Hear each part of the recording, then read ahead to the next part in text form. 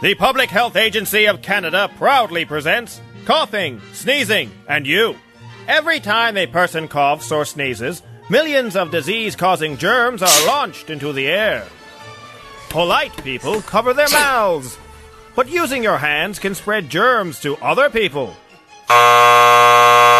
Until recently, the best advice was to use the inside of your elbow. Germs get trapped in the fabric and die. But we now know that even these precautionary measures aren't always sufficient to prevent contamination. That's why your best bet is to sneeze into the back of your knee. Here, people are far less likely to come into contact with your germs. Can't reach? Then use the back of someone else's knee. They'll be glad you did. By following these simple steps, we can all help make the world a healthier place to live. This has been a presentation of the Public Health Agency of Canada.